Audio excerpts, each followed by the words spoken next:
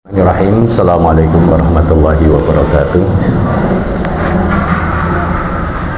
Alhamdulillahirabbil alamin wassalatu wassalamu ala asyrafil anbiya'i wal mursalin nabiyina Muhammadin wa ala alihi wa sahbihi ajma'in.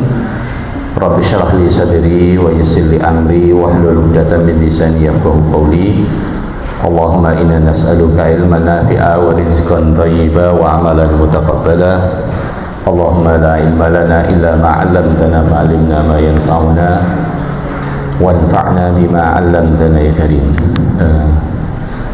Bapak Ibu dan jemaah sekalian yang kami muliakan, alhamdulillah Allah Subhanahu wa taala kembali mempertemukan kita di rumah Allah ini, dan insyaallah apa yang akan kita baca, kita pelajari adalah firman Allah dan sabda-sabda Rasulullah sallallahu alaihi wasallam. Oleh karena itu kita bermohon, berdoa, meminta kepada Allah agar dimasukkan di dalam sabda Rasulullah sallallahu alaihi wasallam, majtama'a qaumun fi baitin min buyutillah, tidaklah suatu kaum mereka itu berkumpul di salah satu rumah Allah Subhanahu wa taala, yatluna kitab Allah, mereka membaca Al-Quran, wa yatadarasunahu fima bainahum, dan mempelajarinya, illa nazalat fihimus sakinah, illa nazalat alaihimus sakinah, melainkan ada ketenangan, kedamaian yang turun kepada mereka, wa ghasyiyatuhumur rahmah, dan rahmat kasih sayang Allah itu menaungi mereka, wa hafathumul malaikah, dan para malaikat Allah turun hadir membersamai mereka, wa dzakarahumullahu fi man indah, dan Allah memuji hamba-hamba tersebut di hadapan hamba-hambanya yang ada di sisinya. Mudah-mudahan Allah Subhanahu wa taala menjadikan kita termasuk dalam golongan hadis Nabi ini yang diriwayatkan oleh Imam Muslim rahimahullahu taala. Bapak Ibu sekalian dan jamaah yang kami muliakan, bulan Ramadan, dan kita ada di bulan Ramadan. Hari keberapa nih Ibu? Ke-12. Ya. Sudah dapat berapa juz tadarus ya? Sampun khatam? Belum ya? Terus bulan Ramadan kita semua tahu Bapak Ibu sekalian bahwasanya satu bulan yang istimewa ya. Allah Subhanahu wa taala berfirman dalam surat Al-Baqarah ayat 185, Syahrul Ramadan alladzi unzila fihi al-Qur'an hudan linnas. Bulan Ramadan adalah bulan diturunkannya Al-Qur'an sebagai petunjuk bagi manusia.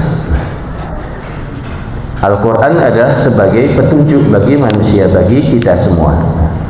Akan tetapi nuwun sewu Bapak Ibu, kalau kita misalnya ke suatu negeri, misalnya ke Jepang, ke Jepang kita naik mobil, naik kendaraan, ternyata ada rambu-rambu yang tidak kita pahami.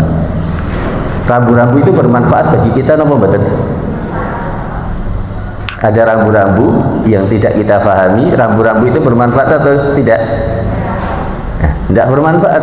Kalaupun ada manfaat, manfaatnya tidak maksimal. Manfaatnya tidak maksimal. Laras betul? Ya. Contoh misalnya apa?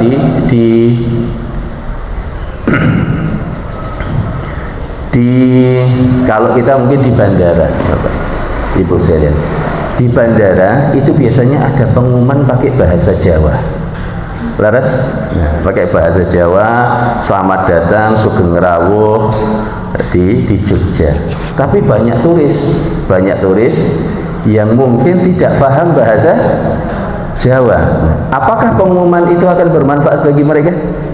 Nah, tidak. Ini sekedar gambaran bahwasanya Al-Quran itu akan betul-betul bermanfaat bagi kita, akan betul-betul menjadi petunjuk bagi kita. Kapan itu? Ketika kita memahaminya, ketika kita memahami apa yang ada di dalam Al-Quran. Syahrul Ramadan alladzi unzila fihi al-Quran hudan linnas, wa bayyinat, dan sebagai penjelas, minal huda wal furqan, sebagai penjelas bagi petunjuk dan pembeda antara kebenaran dan kebatilan. Dan keberadaan Al-Quran sebagai petunjuk itu tidak akan maksimal bisa kita rasakan apabila kita tidak memahami makna-makna dan rambu-rambu yang ada di dalam Al-Quran. Oleh karena itu tadi di dalam hadis yang pertama yang kita sebutkan tadi, majtama'a qaumun fi baitin min buyutillah, tidaklah suatu kaum itu berkumpul di salah satu rumah Allah, yatluna kitaballah, mereka membaca Al-Quran. Apakah hanya membaca saja? Tidak. Wa yatadarasunahu fima bainahum, dan mereka bertadarus. Bertadarus niku artosipun apa? Mempelajarinya. Terus kalau bahasa kita tadarus niku apa? Nah, membaca. Tapi kalau tadarus dalam makna bahasa Arab atau dalam makna ilmiah lebih dalam lagi. Kalau membacanya tadi sudah di pertama, yatluna kitaballah, mereka membaca Al-Quran, wa yatadarasunahu fima bainahum, dan mereka mempelajarinya di antara mereka. Terus Al-Quran ini merupakan suatu kitab petunjuk yang harus kita pelajari bersama agar kita mendapatkan keutamaan ahli Quran. Bapak Ibu sekalian, apa keutamaan ahli Quran? Nah, di antara keutamaan yang sering kita dengar, insya Allah, menikah satu hadis yang diriwayatkan oleh Al-Imam Al-Bukhari dari sahabat Utsman bin Affan radhiyallahu taala anhu. Beliau adalah salah satu khalifah Rasulullah, menantu Rasulullah. Meninggalnya bagaimana Bapak Ibu? Ibu-ibu sekalian, gimana Utsman bin Affan itu meninggal kemutan betul? Riwan Bu? Sedang membaca Al-Quran. Beliau sedang membaca Al-Quran, akan tapi di masa beliau terjadi fitnah, terjadi ujian, yaitu pemberontakan. Ada pengacau-pengacau, ada orang-orang yang berusaha memberontak, menggulingkan Utsman bin Affan, dan ketika itu beliau ada di rumah beliau ketika dikepung oleh para pemberontak. Loh, di mana sahabat yang lain kok tidak membantu beliau? Beliau justru melarang sahabat-sahabat di Madinah, juga melarang mantan-mantan budak beliau, ya. Karena orang yang dimerdekakan oleh Utsman bin Affan, budak yang dimerdekakan oleh Utsman bin Affan itu banyak sekali, tidak kurang dari 200 yang ada di Madinah. Nah, beliau justru melarang, tidak boleh membela diri beliau. Kenapa? Karena beliau sangat perhatian terhadap darah kaum muslimin. Beliau tidak ingin menumpahkan darah kaum muslimin, tidak ingin membunuh kaum muslimin gara-gara untuk mempertahankan kekuasaan beliau. Nah, ketika itu beliau sedang duduk di rumah beliau membaca Al-Quran ketika dikepung oleh para pemberontak, dan ketika mereka menerobos masuk, mereka menyabetkan pedang ke Utsman bin Affan. Beliau menangkis, menahan dengan tangan beliau sehingga jari-jarinya ada yang putus, dan mushaf Quran beliau itu terkena jajaran darah Utsman bin Affan. Jadi Utsman bin Affan itu termasuk ahli Quran, termasuk sahabat Rasulullah yang merupakan guru-guru Al-Quran. Beliau berkata, qala Rasulullah sallallahu alaihi wasallam, Rasulullah sallallahu alaihi wasallam bersabda, khairukum man ta'allama al-Qur'ana wa 'allamah. Sebaik-baik kalian atau orang terbaik di antara kalian adalah orang yang mempelajari Al-Quran dan mengajarkannya. Pertanyaannya Bapak Ibu sekalian, kenapa orang yang mempelajari Al-Quran dan mengajarkan Al-Quran itu menjadi orang yang terbaik? Ada beberapa faktor, Bapak Ibu sekalian. Yang pertama, bahwasanya kebaikan, terutama kebaikan ilmu seseorang, kebaikan ilmu seseorang itu biasanya dilihat dari objek yang dipelajari. Biasanya dilihat dari nama objek ilmu yang dipelajari. Sebagai contoh, Bapak Ibu, biasanya kalau antara dokter dengan insinyur, secara status keilmuan atau status sosial, lebih bergengsi yang mana? Ibu sekalian, lebih bergengsi dokter. Status keilmuannya itu lebih apa namanya? Lebih strata sosialnya itu lebih tinggi ilmu kedokteran daripada ilmu teknik. Kenapa? Karena dalam kedokteran itu yang dipelajari adalah kehidupan manusia, kesehatan manusia. Sedangkan dalam ilmu teknik yang dipelajari adalah tentang mesin yang menunjang kenyamanan. Pilih nyaman apa pilih sehat, Bu? Pilih nyaman apa pilih sehat? Ya, tidak mungkin nyaman kalau tidak sehat. Makanya meskipun di rumah sakit AC-nya dingin, enak apa betul? Enak tendang apa rumah sakit? Enak di rumah. Oleh karena itu, ketika yang dipelajari dalam ilmu kedokteran itu adalah manusia bagaimana sehat, bagaimana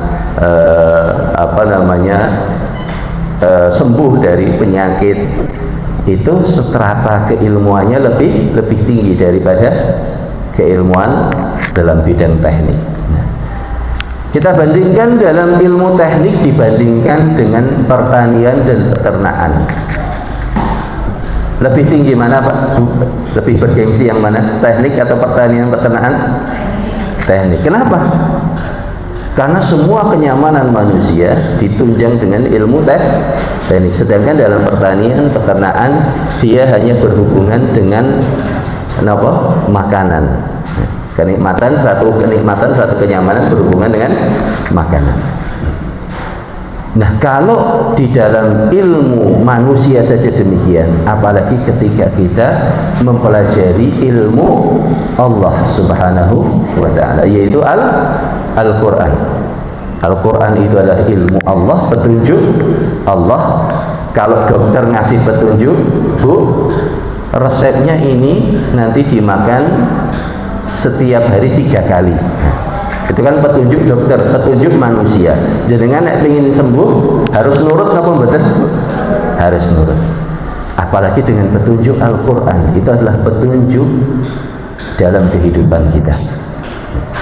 Dan itu adalah ilmu Allah Subhanahu wa ta'ala. Oleh karena itu, orang yang mengikuti Al-Qur'an, yang mempelajari Al-Qur'an, dia akan menjadi di antara hamba-hamba Allah yang terbaik dari sudut pandang objek yang dipelajari, yaitu ilmu Allah Subhanahu wa ta'ala. Kemudian Bapak Ibu sekalian, alasan yang lain atau di antara sebab yang lain mengapa orang yang mempelajari Al-Quran itu menjadi orang yang terbaik. Ibu-ibu ada yang suka dengan tata buga, Bu, damel kue, damel apa? Nah, itu biasanya kalau mungkin buka majalah atau apa yang dituju rubrik apa? Resep. Kenapa? Karena itu akan sangat membentuk karakteristik seseorang. Orang kalau cinta pada suatu ilmu itu akan mempengaruhi kepribadian seseorang. Oleh karena itu, orang yang senang kedokteran, kesehatan, pasti dia akan mempengaruhi pola hidupnya. Bagaimana hidup sehat, bagaimana makanan yang sehat dan lain sebagainya. Demikian juga orang kalau suka di bidang teknik pasti akan mempengaruhi kehidupan dia. Senangannya apa, Pak? Bu, Ibu-ibu suka bongkar pasang mesin. Apa-apa dibongkar pasang mesin dan lain sebagainya. Demikian juga ketika kita mencintai Al-Quran, mempelajari Al-Quran, maka Al-Quran itu akan mempengaruhi dan membentuk karakteristik kita. Oleh karena itu, suatu ketika Ummul Mukminin Aisyah radhiyallahu ta'ala anha ditanya tentang akhlak Rasulullah. Bagaimana akhlak Rasulullah? Jawaban ibu apa? Ibu-ibu. Singkat padat. Kana khuluquhul Quran. Akhlaknya Rasulullah itu di Al-Quran. Akhlaknya Rasulullah itu Al-Quran. Apa yang dituntunkan di Al-Quran itu tercermin pada diri Rasulullah.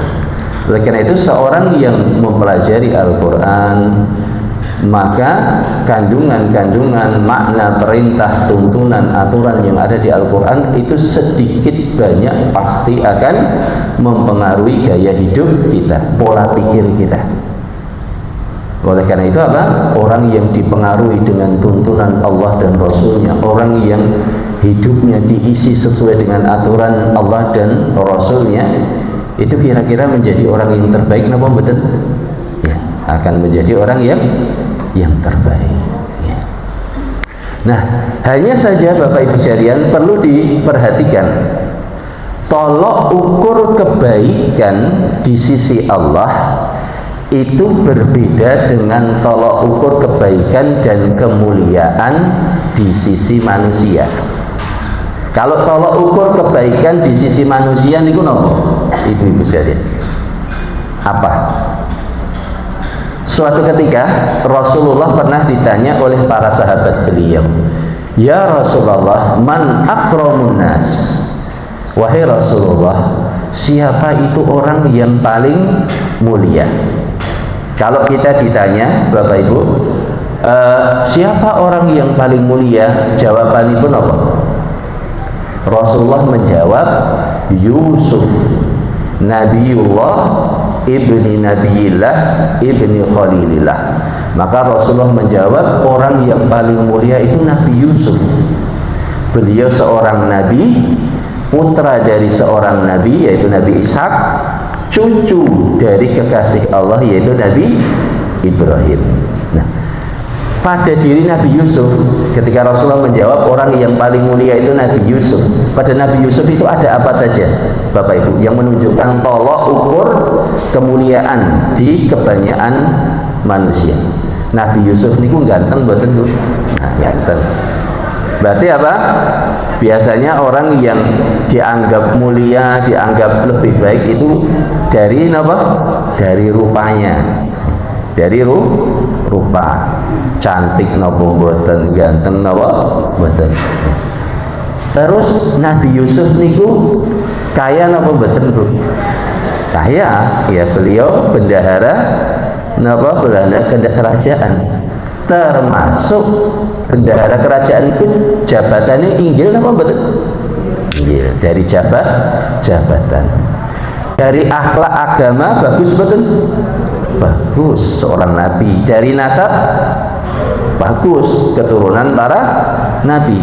Tolak ukur kemuliaan di mata manusia gimana kan? Kenapa? Nasab, kemudian fisik, bentuk fisik, kemudian apa? Harta, jabatan, baru kemudian apa? Agama. Baru ditambah lagi di bagian akhir hadis adalah ilmu. Di bagian hadis yang saya sebutkan tadi, jawaban Rasulullah ada ilmu. Ya. Tolak ukur kemuliaan di mata manusia kebanyakan pada 6 perkara ini. Hanya saja ketika Rasulullah mengatakan khairukum man ta'allamal Qur'ana wa 'allamah, orang yang terbaik di antara kalian adalah orang yang mempelajari Al-Qur'an dan mengamalkannya. Tolak ukur kebaikan, kemuliaan di sisi Allah tidak selalu sesuai dengan tolak ukur kebaikan di mata manusia. Kalau di mata manusia, nopo jabatan, ilmu, kemudian apa tadi, fisik, rupa, harta, nasab, agama atau akhlak, maka di sisi Allah tolak ukurnya apa? Tolak ukurnya adalah amal hati dan amal anggota badan. Rasulullah ngendikan wonten ing hadis sahih, innallaha la yanzuru ila suwarikum wala ila amwalikum. Allah itu tidak melihat, tidak menilai kalian berdasar rupa, juga tidak menilai kalian berdasar harta, tapi walakin yanzuru ila qulubikum wa a'malikum, tapi menilai kalian berdasar hati dan amal nyata, amal kalian. Sehingga ketika seorang itu rupanya bagus, memiliki rupa yang cantik, yang ganteng, ini menimbulkan efek apa di dalam hatinya? Melahirkan apa di dalam hati? Apakah melahirkan ketundukan atau justru melahirkan kesombongan dan kedurhakaan? Sebagai contoh, ibu-ibu sekalian, jamaah sekalian dikatakan sebagai contoh, ketika seorang gadis diberi kecantikan yang luar biasa, biasanya bangga mboten Bu? Oh, bangga. Nah, apakah kecantikannya itu melahirkan suatu kesombongan di dalam hatinya, atau kecantikannya melahirkan ketundukan di dalam hati? Ketika kecantikan seorang wanita melahirkan kesombongan, membanggakan, memamerkan, meremehkan mereka yang tidak secantik dirinya, maka ini akan menghinakan, justru akan menjadikan dirinya hina di hadapan Allah Subhanahu wa ta'ala. Sebaliknya, ketika seorang wanita diberi kecantikan kemudian melahirkan ketundukan di dalam hati, dia sadar kecantikan ini adalah ujian dari Allah, bahan ujian dari Allah, maka dia tundukkan hatinya untuk mengikuti aturan Allah dalam kecantikan yang Allah berikan kepada dirinya, maka dia derajatnya di sisi Allah akan meninggi, akan meninggi. Sebaliknya pula, seorang diberi harta, dilapangkan dunianya. Kalau orang diberi kelapangan dunia niku sifatnya pripun biasanya? Merendah atau justru meninggi? Meninggi biasanya. Ketika seorang diberi harta, harta itu bukan merupakan tolak ukur penilaian di sisi Allah. Soalnya itu jatah. Jamaah sekalian, harta niku jatah. Rupa juga jatah, tidak ada pilihan bagi kita. Itu semua bahan ujian. Maka yang dilihat oleh Allah adalah hati dan amal nyatanya. Ketika seorang diberi harta, dia akan bersifat kikir, pelit, ini harta saya kok, terserah saya, atau justru dia tundukkan untuk di jalan Allah Subhanahu wa ta'ala. Sehingga tolak ukur kebaikan di sisi Allah itu bukan sebagaimana dalam tolak ukur manusia. Kalau ukur manusia kekayaan, kecerdasan itu termasuk rupa, ya. Kemudian juga tadi jabatan, terus apalagi tadi ya nasab. Maka kebaikan, khairukum man ta'allamal qur'ana wa 'allamah, orang yang paling baik di antara kalian adalah orang yang mempelajari Al-Qur'an dan mengajarkannya.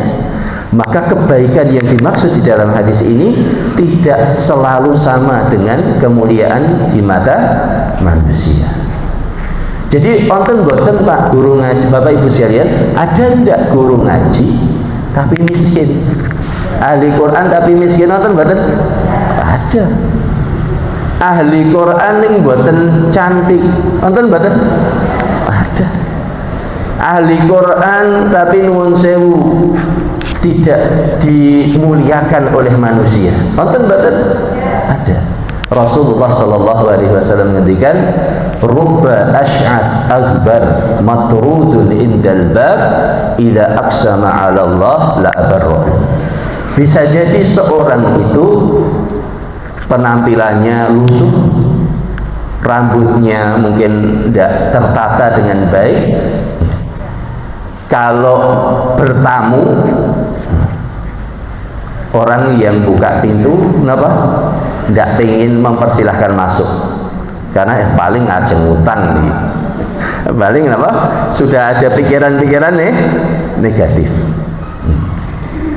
Ternyata apabila dia bersumpah menyebut nama Allah, Allah mengabulkannya. Jadi apa? Ada kalanya seorang itu penampilannya lusuh, tidak menarik. Bahkan ketika bertamu pun tuan rumahnya tidak ingin mempersilahkan duduk karena penampilannya kurang bagus. Tapi ketika dia bersumpah menyebut nama Allah, pasti Allah kabulkan. Kira-kira orang seperti ini kedudukannya tinggi betul di sisi Allah? Tinggi. Oleh karena itu Rasulullah ketika mengatakan khairukum, orang yang terbaik di antara kalian, maksudnya kebaikan di sisi Allah ini tidak selalu sama dengan kemuliaan di mata kita. Termasuk juga Rasulullah bersabda dalam Sahih Muslim, khairukum rajulun yuqalu Uwais, atau di dalam Sahih Muslim bahwasanya sebaik generasi tabi'in, yang kurang lebih maknanya lafadznya saya lupa, sebaik-baik generasi tabi'in itu adalah seorang yang bernama Uwais dari kabilah Qaran atau Uwais Al-Qarani. Nah, Uwais Al-Qarani ini seorang yang diantara generasi tabi'in, generasi sesudah sahabat Rasulullah yang terbaik. Nah, penampilan pun pripun Uwais Al-Qarani ini? Uwais Al-Qarani ini dia hanya penggembala kambing. Jemaah sekalian, Uwais Al-Qarani itu hanya penggembala kambing. Pakaiannya kadang cuman punya satu baju, satu kain, hanya untuk sarung saja, atau cuman satu kain.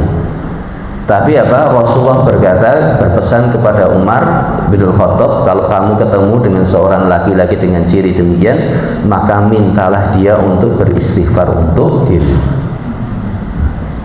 Jadi bisa dibayangkan Umar bin Khattab, sinten niku? Khalifah kedua, orang terbaik setelah Abu Bakar, dipeseni sama Rasulullah, kalau kamu ketemu dengan orang atau ketemu dengan Uwais Al-Qarani, mintalah dia agar mendoakan, beristighfar untuk diri. Padahal dari sisi penampilan hanya penggembala kambing, orangnya dipandang dipandang hina oleh kebanyakan manusia. Bahkan ketika betul-betul ketemu Uwais Al-Qarani sampai ke Madinah, Umar bin Khattab menawarkan kepada beliau, mau tidak saya tulis surat untuk gubernur Kufah, karena mau ke Kufah agar dihormati di sana. Maka kata Uwais, an akuna min hubbaratin nas ahabu ilayya, saya lebih senang jadi rakyat jelata daripada menjadi orang yang dihormati. Jadi ketika Rasulullah, kita kembali kepada hadis tadi Bapak Ibu sekalian, ketika Rasulullah bersabda khairukum man ta'allamal Qur'an wa 'allama, orang yang terbaik di antara kalian itu adalah orang yang mempelajari Al-Qur'an dan mengajarkannya. Maka jangan kita melihat tolok ukur kebaikan di sisi Allah seperti kemuliaan di mata manusia, tidak. Bisa jadi seorang ahli Quran itu dari sisi kekayaan dia orang miskin, dari sisi jabatan tidak punya jabatan, dari sisi penghormatan manusia bisa jadi dia tidak dihormati, tapi dia mulia di sisi Allah Subhanahu wa taala. La fadla li arabiyyin wa la fadla li arabiyyin ala ajamiyyin illa bittaqwa. Sebagaimana dalam hadis sebutkan, tidak ada keutamaan, tidak ada kelebihan orang Arab atas orang Ajam kecuali dengan at-taqwa. Jadi tolak ukur kemuliaan di sisi Allah adalah ketakwaan, meskipun dari sisi penampilan, dari sisi status sosial, dari sisi kekayaan, ahli Quran tadi tidak kaya, tidak punya status sosial yang tinggi. Baik Bapak Ibu sekalian, ini adalah keutamaan yang pertama, mengenai apa? Bahwasanya orang yang terbaik adalah orang yang mau mempelajari Al-Quran dan mengajarkannya. Mengapa? Yang pertama, karena objek yang dipelajari adalah ilmu Allah. Yang kedua, orang yang mempelajari suatu ilmu itu akan membentuk karakter dirinya. Bagaimana dengan orang yang karakternya dibentuk oleh Al-Quran? Kemudian yang ketiga, kemuliaan yang dimaksud tidak selalu sama dengan kemuliaan di mata manusia. Kemudian kita beralih kepada hadis yang kedua tentang kemuliaan ahli Quran. Yang demikian apa? Sabda Nabi Sallallahu Alaihi Wasallam yang diriwayatkan oleh Al-Imam Muslim dari sahabat Umar bin Khattab. Kalau tadi yang pertama, khairukum man ta'allama al-Quran, niku sing riwayatnya sinten? Utsman bin Affan. Sekarang hadis ini yang meriwayatkan siapa? Umar bin Khattab, para khalifah Rasulullah, orang-orang terbaik sesudah Rasulullah. Anna Nabi sallallahu alaihi wasallam maqal, bahwasanya Rasulullah sallallahu alaihi wasallam bersabda, innallaha yarfa'u bihadzal kitabi aqwaman wa yadha'u bihi akharin. Sesungguhnya Allah memuliakan sebagian orang dengan Al-Quran dan menghinakan sebagian yang lain juga dengan Al-Quran. Terus Al-Quran ini kalau dalam ibarat kita seperti pisau bermata dua, senjata bermata dua. Bisa jadi menjadi sebab kemuliaan kita, tapi sebaliknya bisa jadi menjadi sebab kecelakaan kita. Nah, dahulu Umar bin Khattab itu punya seorang beliau menunjuk salah seorang mantan budak beliau. Mantan budak ditunjuk sebagai pejabat gubernur, sebagai gubernur atau pejabat gubernur, pengganti gubernur. Maka sebagian sahabat protes, kok jenengan menunjuk fulan yang dia itu mantan budak? Kalau mantan budak kira-kira strata sosialnya tinggi atau rendah? Rendah. Maka sebagian sahabat protes, kok jenengan nunjuk fulan yang itu mantan budak sebagai gubernur atau pejabat gubernur? Maka kata beliau, Umar bin Khattab, dia adalah orang yang menguasai Al-Quran. Sedangkan Rasulullah bersabda, innallaha yarfa'u bihadzal kitab aqwaman wa yadha'u bihi akharin. Sedangkan Rasulullah bersabda, sesungguhnya Allah itu memuliakan sebagian manusia dengan Al-Quran dan menghinakan sebagian yang lain juga dengan Al-Quran. Nah, kalau orang yang faham, tentunya seperti Umar bin Khattab yang faham aturan di dalam agama, kepemimpinan itu semestinya di tangan siapa, Bapak Ibu? Kepemimpinan yang berhak menjadi pemimpin manusia itu adalah dari kalangan ulama, orang-orang yang faham agama, meskipun dia mungkin dari strata dari strata sosial tidak mulia, tidak tinggi. Oleh karena itu ketika Umar bin Khattab diprotes, kenapa kok menjadikan fulan, yaitu mantan budak beliau, sebagai pejabat, maka Umar mengatakan sesungguhnya Allah memuliakan suatu kaum dan dia yang termasuk Allah muliakan, dan menghinakan kaum yang lain dengan Al-Quran. Demikian juga nanti di akhirat, Bapak Ibu sekalian, di akhirat Rasulullah sallallahu alaihi wasallam bersabda, "Wal Qur'anu hujjatun laka au 'alaika." Al-Qur'an itu nanti akan menjadi pembela kita atau justru menjadi apa? Justru mencelakakan kita. Justru menghinakan kita, mencelakakan kita. Nah, kapan itu Al-Qur'an akan menghinakan kita? Ketika kita tidak nurut, tidak mengamalkan apa yang menjadi tuntunan Al-Quran, maka Al-Quran itu akan menghinakan kita. Sebaliknya, ketika kita mengamalkan Al-Quran, maka Al-Quran akan menjadi pembela kita. Rasulullah SAW bersabda, yang ini juga keutamaan yang lain, yang ketiga, Rasulullah SAW bersabda dalam hadis yang diriwayatkan Imam Muslim dari sahabat beliau yang bernama Abu Umamah Al-Bahili. Abu Umamah Al-Bahili, beliau meriwayatkan dari Rasulullah bahwasanya beliau bersabda, "Iqra'ul Qur'an," bacalah Al-Qur'an. "Fa innahu ya'ti yaumal qiyamah syafi'an li ashabihi."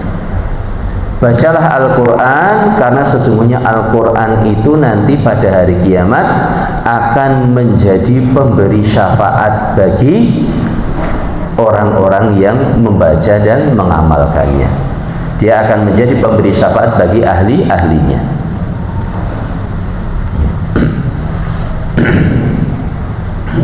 Di dalam hadis yang lain, Rasulullah Shallallahu Alaihi Wasallam bersabda, "Iqra'ul Qur'an," atau ya'til Qur'an yaumal qiyamah. Pada hari kiamat nanti Al-Qur'an akan datang, taqdumuhu suratul Baqarah wa Ali Imran, yang diawali oleh surat Al-Baqarah dan Ali Imran. Ka'annahuma ghamamatani aw ghayayatani, seolah-olah surat Al-Baqarah dan surat Ali Imran itu seperti goyayatan, seperti dua awan, atau seperti ghamamatan atau goyayatan, atau dua payung, atau seperti apa? Toir, sawaf, seperti sekumpulan burung yang mengepakkan, membentangkan sayapnya. Maksudnya apa Bapak Ibu? Maksudnya surah Al-Baqarah dan Ali Imran itu akan menjadi payung bagi orang-orang yang membacanya pada hari kiamat nanti. Di hari kiamat, wonten bangunan boten untuk berteduh Bapak Ibu di mahsyar, tidak ada bangunan untuk berteduh. Sedangkan matahari di atas kepala kita. Matahari berada di atas kepala kita, dan ketika itu surat Al-Baqarah dan Ali Imran itu menjadi apa? Sahab, seperti awan. Kalau ada panas kemudian ada awan dan berubah menjadi teduh, atau ada payung, atau ada burung yang menutupi panasnya matahari.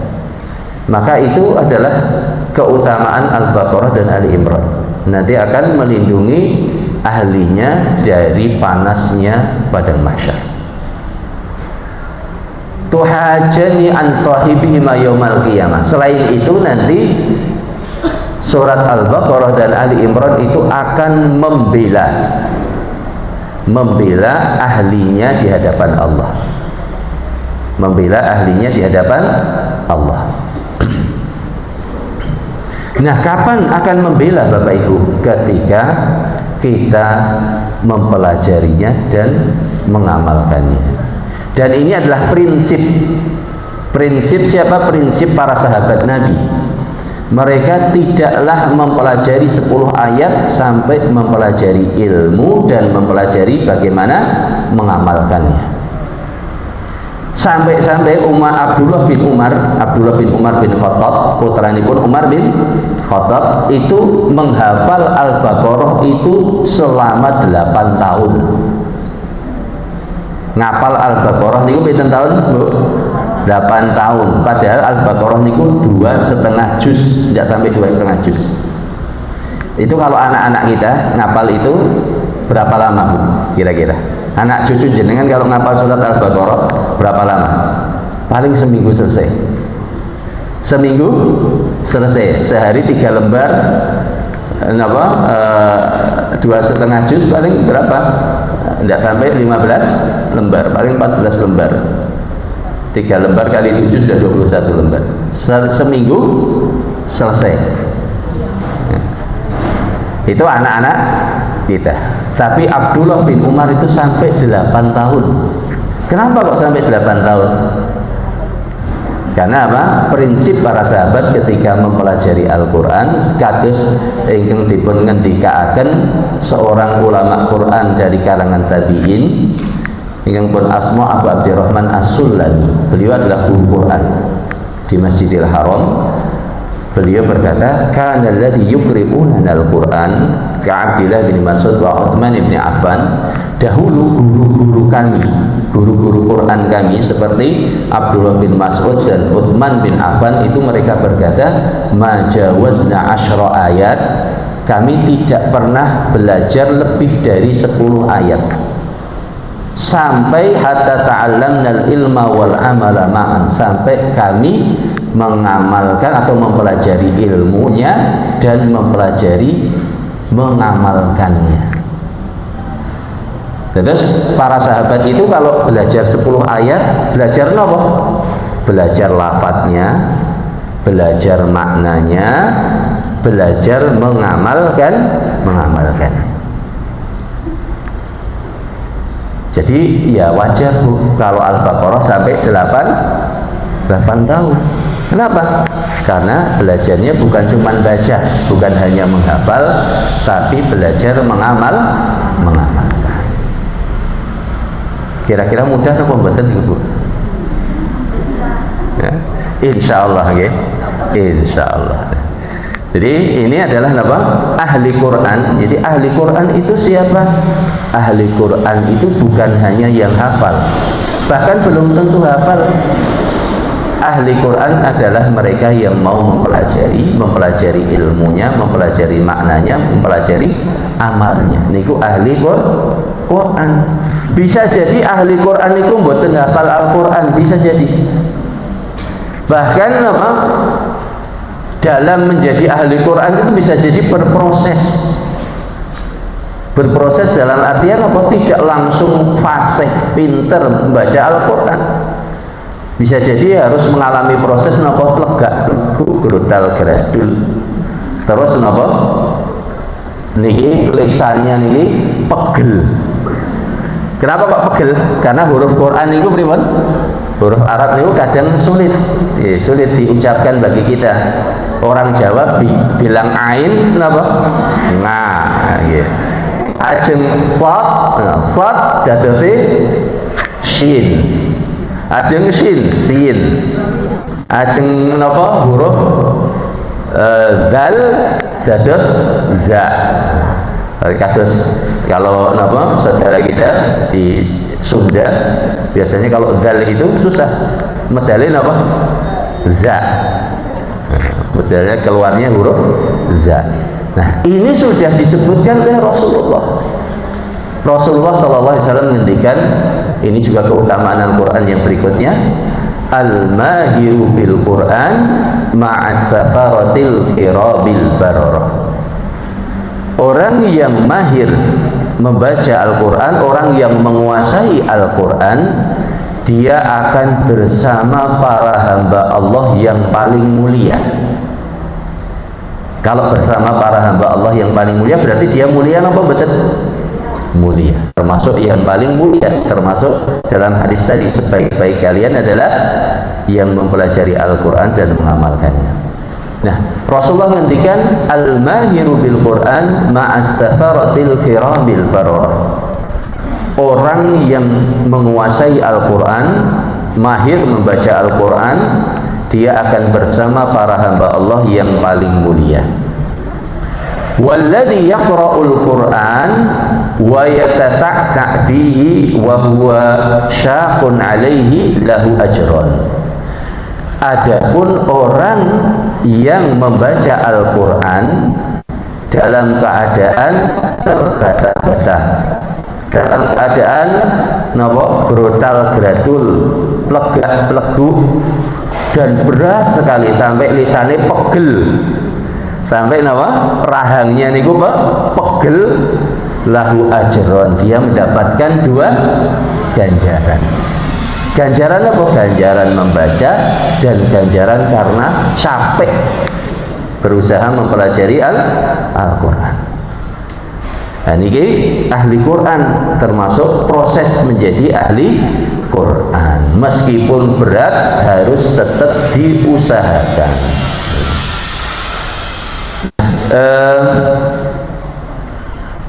Kemudian Bapak Ibu sekalian, ketika ini juga merupakan apa? Keutamaan ahli Quran yang lain. Gimana apa?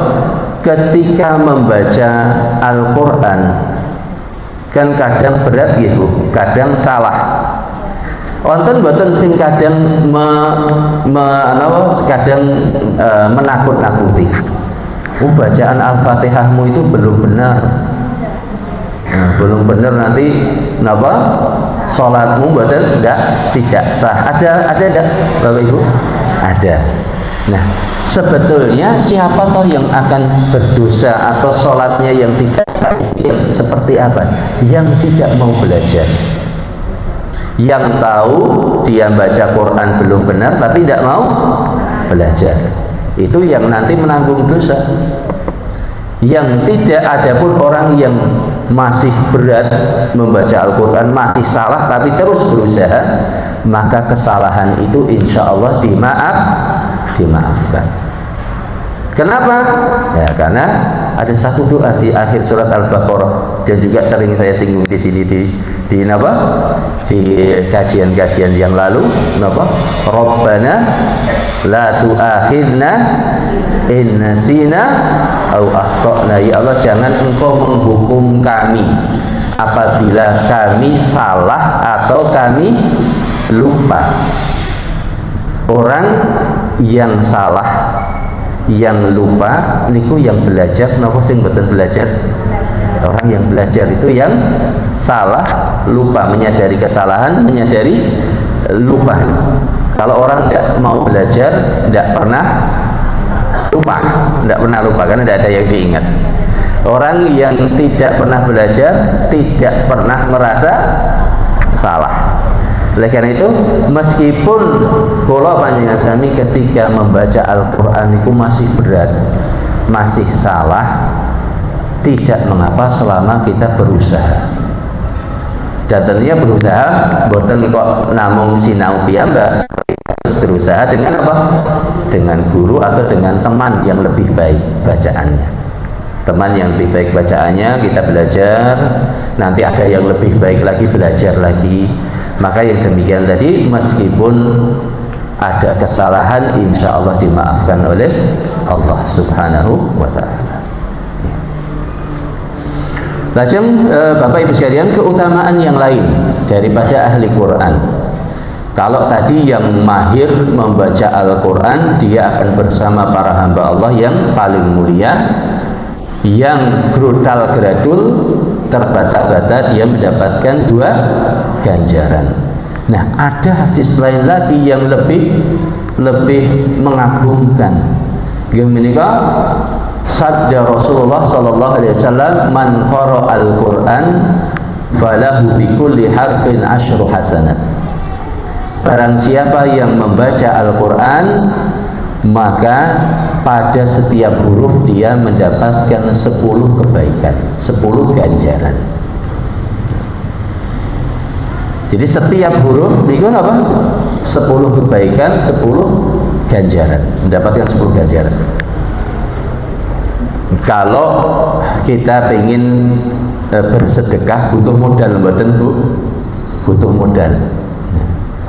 Kalau kita ingin bantu orang lain juga butuh usaha, mungkin tenaga, mungkin harta.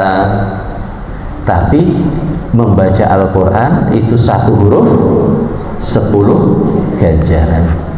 Kanjeng Nabi ngendikan, la aqulu alif lam mim harfun. Aku tidak mengatakan alif lam mim itu sebagai satu huruf, tidak. Bal alifun harf, alif itu satu huruf, lam satu huruf, mim satu huruf. Jadi kalau kita sudah membaca Al-Fatihah, itu Al-Fatihah berapa huruf, Bu? Oh, banyak sekali. Banyak sekali. Jadi kalau mau mengumpulkan pundi-pundi ganjaran, pripun? Yang paling mudah itu membaca Al-Quran. Membaca Al-Quran, apalagi di bulan Ramadan. Di bulan Ramadan itu Rasulullah mengkhususkan diri untuk apa? Baca Al-Quran dan sedekah. Di antara dua amal istimewa pilihan Rasulullah ketika bulan Ramadan, baca Quran dan sedekah. Dalam hadis Abdullah bin Abbas, beliau berkata, "Kana Rasulullah sallallahu alaihi wasallam ajwadan nas." Rasulullah itu adalah orang yang paling dermawan. Wa ajwada ma yakunu fi Ramadan hina yalqahu Jibril. Dan beliau itu pada puncak kedermawanannya itu ketika bulan Ramadan. Paling dermawan itu pada bulan Ramadan, ketika malaikat Jibril menemui beliau. Fakana yudarisuhul Quran. Dan pada bulan Ramadan itu Jibril menemui Rasulullah, mengajarkan kepada Rasulullah Al-Quran. Jadi Al-Qurannya Rasulullah itu disimak oleh malaikat Jibril. Lajeng apa? Fala Rasulullah sallallahu alaihi wasallam ajwadu minar rihil mursalah. Nah, kalau fala Rasulullah sallallahu alaihi wasallam hina yalqahu Jibril ajwad minar rihil mursalah. Rasulullah itu kalau ketika bertemu dengan malaikat Jibril, ketika didatangi malaikat Jibril, beliau lebih dermawan daripada angin yang bertiup. Jadi nyah-nyoh, Bu, Ibu, nyah-nyoh kalau di bulan Ramadan. Tidak pernah mengatakan tidak, apapun yang diminta pasti dikasih. Nah, sekedar ya. Kemudian ini tadi baik, terus tadi apa, Bu? Di antara amal yang utama yang apa menjadi fokus Rasulullah di bulan Ramadan, dia memberikan apa? Baca Quran dan sedekah. Abdullah bin Umar bin Khattab, putranipun Umar bin Khattab, ngendikan juga berkata, "Idza jaa Ramadan innama huwa tilawatul Quran wa it'amut ta'am." Kalau sudah tiba bulan Ramadan, itu beliau fokus pada baca Al-Quran dan bersedekah makanan.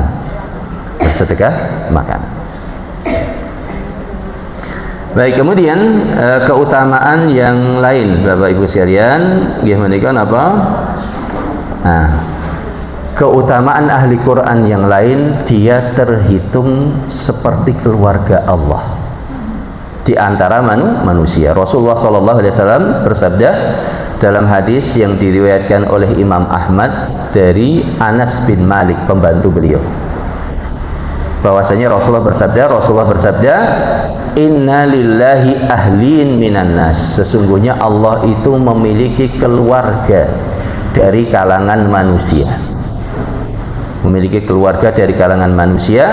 Qalu wa man hum ya Rasulullah? Para sahabat bertanya, siapa mereka wahai Rasulullah? Siapa keluarga Allah dari kalangan manusia? Rasulullah bersabda, ahlul Quran hum ahlullah wa khassatuhu. Ahli Quran, mereka itulah keluarga Allah dan orang-orang istimewa di sisi Allah. Jadi ahli Quran itu seperti apa? Keluarga Allah dan orang-orang yang memiliki kedudukan istimewa.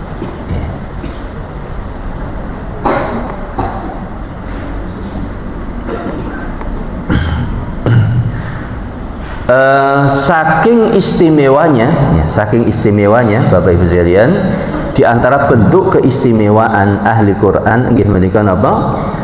Meskipun mereka tidak meminta hajat yang dia inginkan, dia punya hajat, tapi dia sibuk baca Quran, sibuk mempelajari Al-Quran, sibuk mengajarkan Al-Quran, sampai kadang lupa hajat-hajatnya, sampai lupa berdoa minta hajat-hajatnya kepada Allah, maka itu Allah berikan dalam bentuk yang terbaik. lebih baik daripada yang diminta oleh orang-orang yang berdoa. Wonten ing hadis yang diriwayatkan oleh Al-Imam At-Tirmidzi, Rasulullah sallallahu alaihi wasallam bersabda, "Man syaghalahul Qur'an an mas'alati," barang siapa yang dia disibukkan oleh Al-Qur'an. Kalau mempelajari Al-Qur'an itu, terutama yang hafal Qur'an, untuk murajaah Al-Qur'an itu sehari duduk berapa jam? 1 juz biasanya berapa jam? Kalau kita baca, ibu-ibu pinten? 1 jam? Ya, 1 jam. Kalau yang mungkin sudah fasih, sudah lanyah, bisa 15 menit sampai 20 menit. Nah, kadang seminggu harus khatam atau 3 hari khatam. Kalau 3 hari khatam berarti sehari harus 10 juz. 10 juz, kalau 1 juznya 20 menit berarti 200 menit. Pinten jam niku? Hampir 4 jam, 3 jam lebih. 3 jam lebih duduk baca Al-Qur'an. Belum lagi kalau jadi guru ngaji. Nah, guru ngaji satu murid disimak berapa menit, Bu? Nah, kalau muridnya 20-30 itu sudah menghabiskan waktu kalau nyimaknya satu. Oleh karena itu, seorang ahli Quran ini orang yang istimewa. Saking istimewanya dalam hadis tadi, man syaghalahul Quran an mas'alati a'taituhu khaira ma u'tis sa'ilin. Barang siapa yang dia disibukkan oleh Al-Quran sampai lupa minta hajat-hajatnya kepada Allah, sampai tidak sempat minta hajat-hajatnya kepada Allah, maka Allah akan ngasih dia lebih baik dari apa yang diminta oleh orang yang berdoa. Jadi kalau seorang yang tersibukkan atau menyibukkan diri dengan Al-Quran, sekalipun dia mungkin lupa misalnya minta diberi kemudahan untuk haji misalnya atau umroh, dia punya keinginan tapi dia tersibukkan dengan baca Al-Quran, tersibukkan dengan ngajar Al-Quran sampai kadang lupa untuk minta sama Allah untuk dimudahkan urusannya, maka Allah akan memudahkan, akan memberi itu lebih baik daripada apa yang diminta oleh orang-orang yang meminta. Ini menunjukkan bahwasanya apa? Ahli Quran itu keluarga Allah dari kalangan manusia dan orang-orang yang istimewa, spesial di sisi Allah Subhanahu wa ta'ala.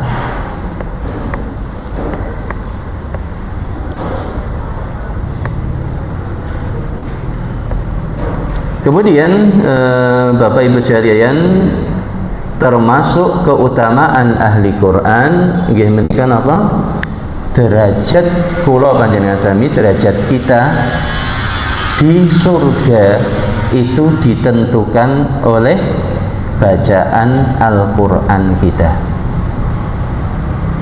Rasulullah Sallallahu Alaihi Wasallam bersabda di dalam hadis yang diriwayatkan oleh Al-Imam Al-Bukhari, Iqra au yuqalu li sahibil Quran, dikatakan kepada ahli Quran ketika dia sudah masuk surga, Iqra wartaqi warattil kama kunta turattiluhu fid dunya. Bacalah Qur'anmu, dikatakan kepada ahli Quran ketika dia sudah masuk surga, bacalah Qur'anmu dan naiklah. Seperti kalau kita kalau kita di bangunan yang tinggi naik apa? Lift, mencetnya di lantai ke berapa? Ya, ini sekedar gambaran mawon. Bahwasanya nanti di surga itu juga demikian. Dikatakan kepada ahli Quran, Iqra wartaqi, bacalah dan naiklah.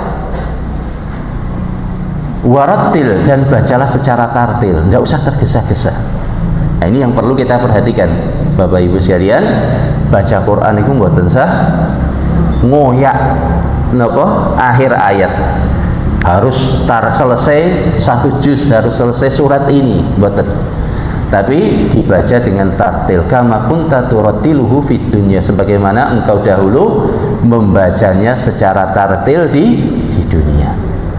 Fa inna manzilataka inda akhiri ayatin taqra'uha, karena sesungguhnya kedudukanmu, derajatmu di surga itu pada ayat terakhir yang engkau baca, pada ayat terakhir yang engkau baca. Sehingga nuwun sewu, kalau kita tidak memanfaatkan kehidupan kita di dunia untuk membaca Al-Quran, mempelajari Al-Quran, kira-kira derajat kita derajat yang tinggi atau yang rendah? Yang rendah. Jadi posisi kita di surga Allah nanti ditentukan oleh seberapa banyak kita berinteraksi dengan Al-Quran, membaca Al-Quran, mempelajari Al-Quran. Ya, makatan Bapak Ibu sekalian, ini sampai jam berapa Bu? 10 ya, berarti pas ya.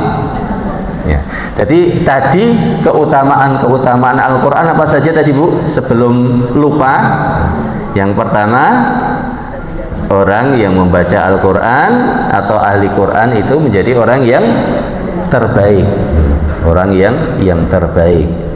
Kemudian apalagi dimuliakan oleh Allah, orang yang mulia ya.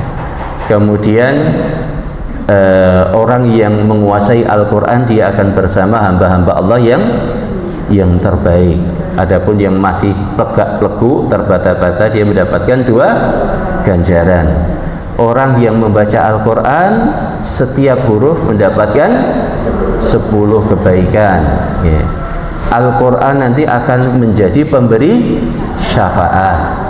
Surat Al-Baqarah dan Ali Imran itu akan menjadi payung atau awan yang melindungi kita dari panasnya mahsyar. Kemudian apalagi tadi apa? Menjadi keluarga Allah dan orang yang istimewa di sisinya. Dan juga nanti posisi kita di surga ditentukan oleh seberapa banyak kita membaca dan mempelajari Al-Quran. Ada lagi kalau hadis yang pertama, yaitu apa? Ada ketenangan, dia mendapatkan ketenangan. Jadi orang ahli Quran itu boten labil Bu. Orang yang ahli Quran itu pendiriannya itu teguh, tidak mudah bimbang, tidak mudah goyah. Dia ada ketenangan, ada keteguhan yang Allah turunkan padanya. Juga dinaungi oleh kasih sayang Allah, rahmat Allah turun bersama orang-orang yang mempelajari Al-Quran. Kemudian malaikat juga hadir bersama orang-orang yang belajar Al-Quran, dan Allah memuji mereka di hadapan hamba-hambanya yang terbaik. Makatan Bapak Ibu sekalian, demikian yang bisa kami haturkan, dan ini semua tadi bersumber dari hadis-hadis Nabi ya, hadis-hadis Nabi, meskipun tidak semuanya saya sebutkan sahabat yang meriwayatkan atau imam yang meriwayatkan hadis tadi, tapi insya Allah hadis-hadis tadi adalah hadis-hadis yang sahih atau hasan, dan mudah-mudahan Allah memberi taufik kepada saya dan Bapak Ibu sekalian untuk termasuk menjadi ahli Quran. Wallahu ta'ala alam. Ada tanya jawab betul? Ada tanya jawab? Monggo, apabila ada yang ingin ditanyakan di antara jamaah sekalian, ada yang ingin ditanyakan mungkin? Oh, monggo Bu, silakan. Ya. Oke, monggo, silakan.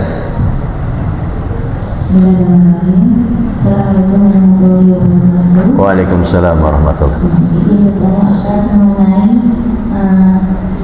Agar jadi ahli Quran untuk ini maupun perjalanannya, untuk dan semakin kita dengan apa untuk keluarga kita. Terima kasih. Bapak Ibu sekalian, yang akan menjadi inspirasi bagi putra putri kita, cucu kita, adalah ibu-ibu mereka. Jadi bagaimana seorang ibu itu banyak membaca Al-Quran, itu akan sangat membekas pada anak-anak kita, pada cucu kita ya. Termasuk nuwun sewu, saya sendiri itu kalau dari pengalaman pribadi yang paling membekas adalah ketika saya di usia SD, TK, SD, di masa muda itu, di masa kecil itu mesti dengar ibu deres. Ibu saya apa? Deres ngaji Quran, dan itu membekas sekali. Demikian juga apa? Dari Simbah ibunya ibu itu juga seperti itu. Dan ketika apa? Paman saya meletakkan jasadnya itu, dia bawa anaknya, dia bermohon kepada Allah, ya Allah, ibu saya yang mengajarkan saya Al-Quran, ibu saya yang mengajarkan saya Al-Quran, yang menjadi inspirasi dalam pelajari Al-Quran, maka ampunilah ibu saya. Artinya itu sangat membekas. Ketika kita ingin anak-anak kita menjadi ahli Quran, cucu-cucu kita menjadi ahli Quran, maka kita awali dengan diri kita. Ya, kita ketika membaca Quran tidak usah sembunyi-sembunyi. Biarkan anak-anak kita, cucu kita melihat kita membaca Al-Quran. Dan yang lebih daripada itu tentunya taufik dari Allah Subhanahu wa Ta'ala. Doa-doa yang memang diajarkan untuk kebaikan anak turun kita. Ya, wallahu taala alam. Moga silakan Bu.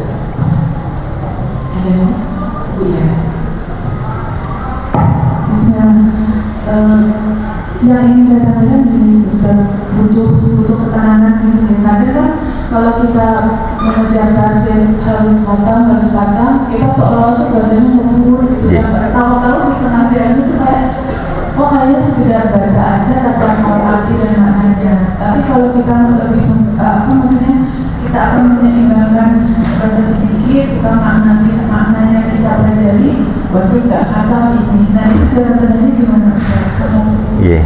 Jadi jangan sampai kita ngejar khatamnya. Kenapa? Karena kalau kita ngejar khatam, nanti biasanya ada penyakit berbangga-bangga. Ya. Kenapa? Karena makna Quran itu tidak merasuk ke dalam hati kita. Dan oleh karena itu yang menjadi fokus kita adalah merenungkan maknanya, memahami maknanya.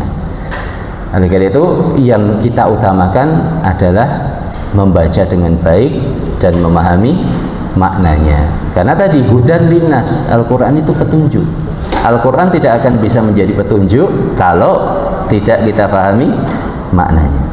Dan banyak sekali orang itu berbangga dengan kata. Nah, justru itu merusak amal, merusak hati. Ya, wallahu ta'ala. Ya. Moga silakan ada yang lain. Bapak Ibu, ada pertanyaan yang lainnya? Ada lagi? Cukup ya? Cukup? Sampun ya. Jika cukup demikian, monggo waktu saya kembalikan ke pembawa acara. Wallahu ta'ala alam. Wa sallallahu ala nabiyina Muhammad wa ala alihi wa sahbihi ajma'in wa akhiru da'wana alhamdulillahirabbil alamin. Okay. Ya insyaallah kita akhiri dengan doa. Bapak Ibu sekalian, saya baca doa, monggo silakan diaminkan ataupun ditirukan. Mudah-mudahan Allah Subhanahu wa taala menurunkan ketenangan kepada kita semua, memberi taufik kepada kita semua untuk menjadi hamba Allah yang lebih baik dari hari ke hari, sehingga ketika tiba hari pertemuan kita menghadap Allah, itulah hari yang paling indah bagi kita. Allahumma lakal hamdu anta qayyimus samawati wal ard wa lakal hamdu anta nurus samawati wal ard wa lakal hamdu anta malikus samawati wal ard. Allahumma lakal hamdu adada khalqik wa zinata arshik wa ridha nafsik wa midada kalimatik. Allahumma salli wa sallim wa barik ala nabiyyina Muhammadin wa ala alihi wa sahbihi ajma'in. Allahumma ighfir lil muslimina wal muslimat wal mu'minina wal mu'minat al ahya'i minhum wal amwat. Allahumma a'izzal islam wal muslimin wa dammir lahum a'da'aka a'da'ad din minal kafarati wal mulhidin wa man syayahum ya rabbal alamin. Allahumma ansur ikhwanana al mustad'afina fi kulli makan, fi Filastin, fi Sudan wa fi kulli makan. Ya qawi ya aziz ya qawi matin ya innaka ala kulli syai'in qadir. Allahumma aslih lana dinana alladhi huwa ismatu amrina. Ya Allah, perbaikilah agama kami yang mana agama itu adalah pelindung bagi kami. Wa aslih lana dunyana allati fiha ma'ashuna, dan perbaikilah dunia kami yang di situ ada kehidupan kami, wa aslih lana akhiratana allati ilaiha ma'aduna, dan perbaikilah akhirat kami yang kesanalah tempat kembali kami, waj'alil hayata ziyadatan lana fi kulli khair, dan jadikanlah kehidupan sebagai tambahan kebaikan bagi kami, waj'alil mauta rahatan lana min kulli syarr, dan jadikanlah kematian sebagai istirahat kami dari setiap kejelekan. Rabbana atina fid dunya hasanah wa fil akhirati hasanah wa qina adzaban nar. Subhana rabbika rabbil izzati amma yasifun wa salamun alal mursalin walhamdulillahi rabbil alamin. Subhanakallahumma bihamdik asyhadu an la ilaha illa anta astaghfiruka wa atubu ilaik. Assalamualaikum warahmatullahi wabarakatuh.